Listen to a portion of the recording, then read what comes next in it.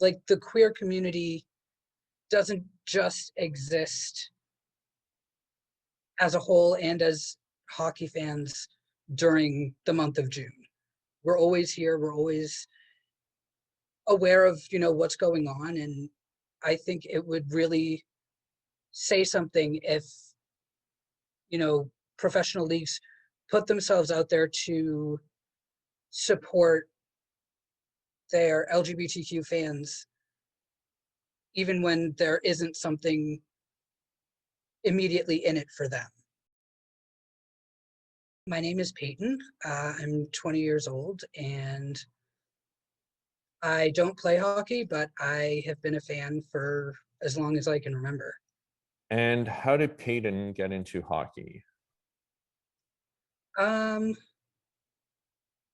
I first got into hockey, ironically, during the 2011 Stanley Cup run for the Bruins.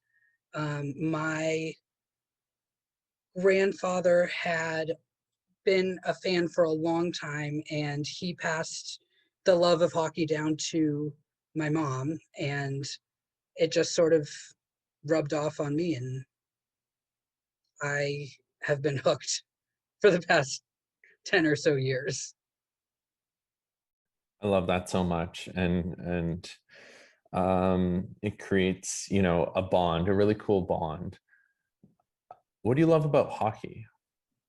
I feel like it's never there's never a boring moment. It's always, it's always super fast.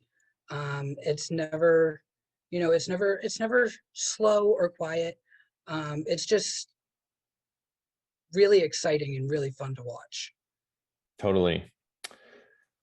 Peyton, based off your intersection of identities, how could hockey be better for you? And also, how could it be better for the queer community as a whole? I think that honestly, what would make it better, I think for me, would be if more people just spoke up. Like, I would think that it would be better for people to speak up about, injustices that happen, in the world of hockey, not only, during the month of June, but during every other month when it's not as convenient, if that makes sense. Um, like the queer community doesn't just exist as a whole and as hockey fans during the month of June.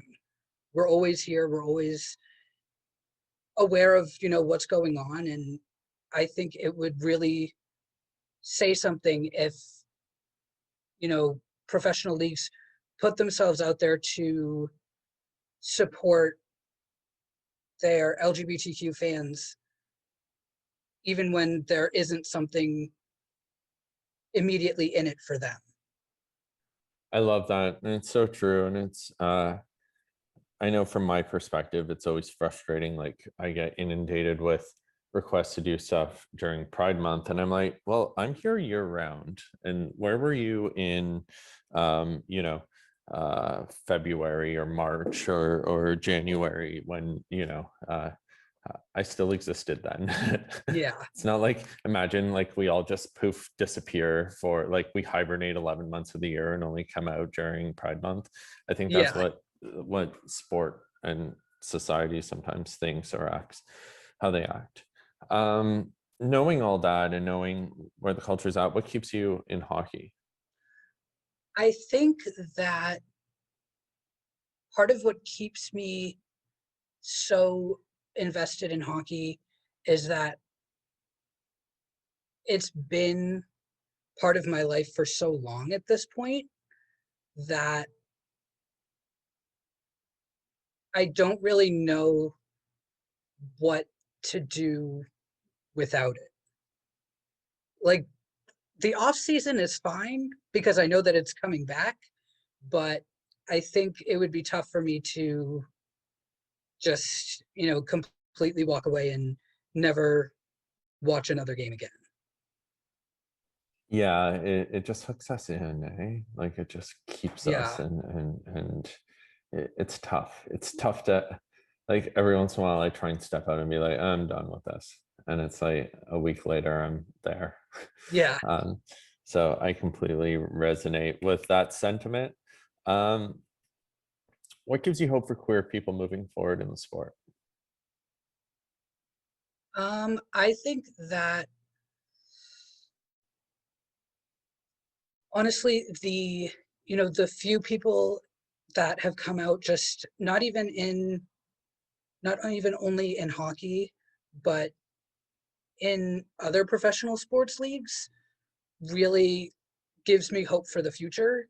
Um, because I feel like even if it's just one or two athletes coming out of the closet, or, actively supporting the LGBT community and actively, advocating for the community, I think it creates a space where it's something that can be talked about without any kind of shame. And I think that really can